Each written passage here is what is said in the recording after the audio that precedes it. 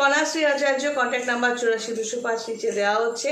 Free কনসালটেন্সির জন্য যে ভিডিওটা দেখতে হবে সেই ভিডিওটা দেখবে, যা যা আমার রিকোয়ারমেন্ট সেগুলো আমাকে পাঠাবে এবং কোয়েশ্চেন লিখে পাঠাবে, উইশ লিখে পাঠাবে। আমি যখনই সময় পাবো অবশ্যই তোমাদের নক করবো।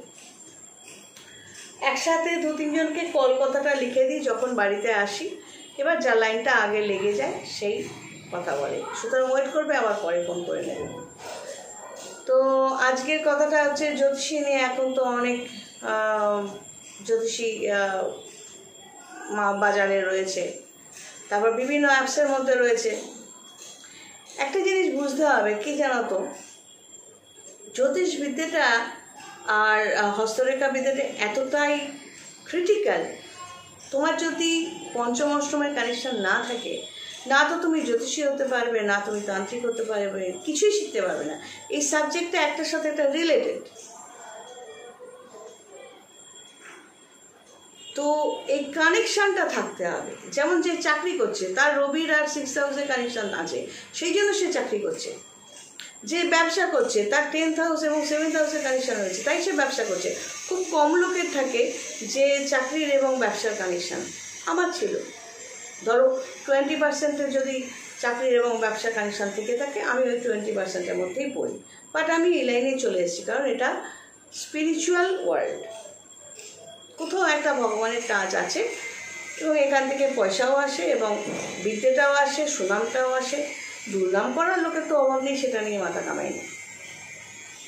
যে আমাকে দিয়ে স্বার্থ উদ্ধার করতে পারবে না সে তো দুর্নাম করবে। এটা গেল। জ্যোতিষী মাথায় রাখবে, বহুবার বলেছি, আবারও আজকে ছোট্ট করে বলে দিই, জ্যোতিষী বা তান্ত্রিকের নামে যারা ভরে পড়ছে, ন্যাকামো মারছে, হাহা ই করছে, দাপাদাপি করছে, কোনো বিদ্যা নেই, কিছু নেই, বুঝতে হবে তারা সত্যি সত্যি জ্যোতিষবিদ্যাটা শেখেনি, জানে না বলেই এইভাবে মানুষকে বোকা বানাচ্ছে। পেছনে সাপ ছেড়ে দাও, কাঁকড়া বিছে ছেড়ে দাও। হ্যাঁ, এভাবে যারা মানুষকে ঠকাচ্ছে, মাঝখান থেকে কী হচ্ছে, আমরা যারা শিখে এতগুলো সার্টিফিকেট নিয়ে বসে আছি, আমাদের তো বদনাম হচ্ছে না। এই জায়গাটাকে প্রোটেস্ট করো। আধ্যাত্মিক দুনিয়া, রবীন্দ্রনাথও তো প্ল্যান সেট করে আত্মাদের সাথে কথা বলেছেন, তাহলে কি উনি মিথ্যে কথা বলেছেন বারংবার? শরৎচন্দ্র চট্টোপাধ্যায়, যারা ভাগা ভাগা লোক তারাও করেছে। সুতরাং প্ল্যানচেটটাও আছে, স্পিরিচুয়াল দুনিয়াটাও আছে, আধ্যাত্মিকতাবাদ আছে, জ্যোতিষ আছে, পামিস্ট্রি আছে, হস্তরেখা বিদ্যা আছে।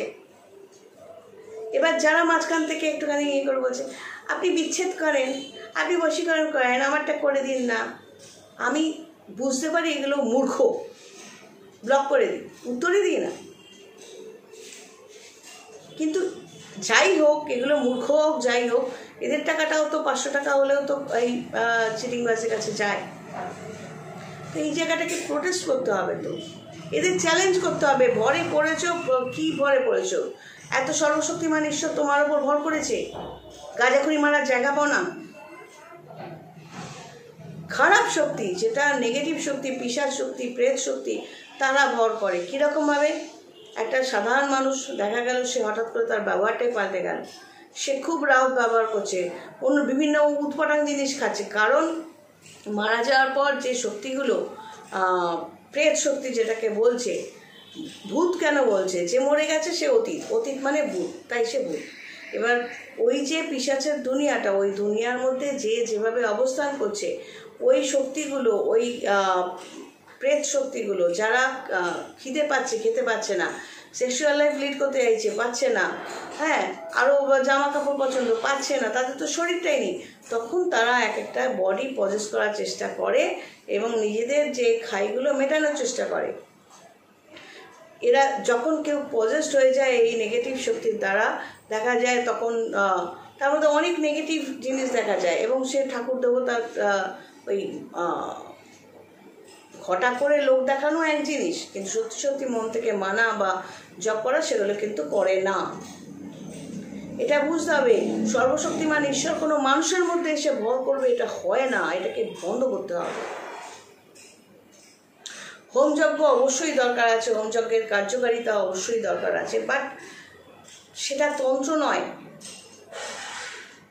একটা প্ল্যান সেট করতে গেলে যে যে সিস্টেমগুলো অ্যাপ্লাই করতে হয় ওটা হলো সিস্টেম। তন্ত্র ব্যাপারটাও তাই, কতগুলো সিস্টেম। যেটাতে নেগেটিভিটি নিয়েও কাজ করা যায়, পজিটিভিটি নিয়েও কাজ করা যায়।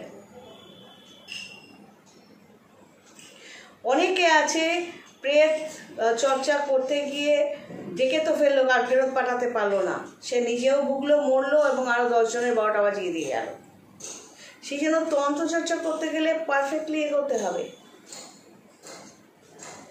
আমার কাস্টমারদের মধ্যে যারা নিয়মকানুন মানতে চায় না, বেয়াদবি করে, আমি আচ্ছা করে ঠুসে তো দিই, সে যাই বলুক না কেন। আমার লাস্ট একটাই কথা থাকে, যদি মনে হয় আমার নিয়ম না মেনে তুমি ভালো থাকবে, ডু দিস, লিভ মি, আমি সেকেন্ড কোনো কথা শুনবো না। আর যদি রেজাল্ট পেতে হয়, আমি যেরকমভাবে বলছি সেভাবেই করতে হবে। তোমার প্ল্যানেটোরিয়াল পজিশনটা কীরকম আছে তোমার চাইতে আমি ভালো জানি। ভালো থাকতে গেলে, সুখ শান্তি পেতে গেলে যেভাবে বলবো সেভাবেই করতে হবে। তুমি আমায় চালনা করতে যাবে না, এটা অনেকে নিতে পারে না। মন্ত্র দিন বলে বলে লাভ আছে। আরে তোমার জন্মছকে অনেকে জিজ্ঞেস করে আমি কতদিন পালন করব। তোমার জন্মছকে গ্রহের বলাবলটা দেখে যে মন্ত্রটা দেওয়া হলো সেটা তোমার লাইফ টাইম। যদি ভালো ফল পাচ্ছ, এমনও হয় তাও লাইফ টাইম, যাতে খারাপটা না আসে। লাইফে ডাক্তার উকিল যেমন দরকার, জ্যোতিষী তান্ত্রিকও দরকার, কিন্তু ঠিক লোকের কাছ থেকে গিয়ে ঠিক গাইডেন্সটা নাও, বেঁচে যাবে। আর যারা মনে করো আমি আমারটা সামলে নেব, ভগবান আর কী করবে, আমারও কিছু যায় আসে। তবে কাজ নিতে বললে, অ্যাকসেপ্ট করতে বললেই আমি কাজ অ্যাকসেপ্ট করি না। সে তুমি যেই হও, মাথায় রাখতে হবে আমার সিস্টেমে আসতে হবে, তবেই আমি অ্যালাউ করব।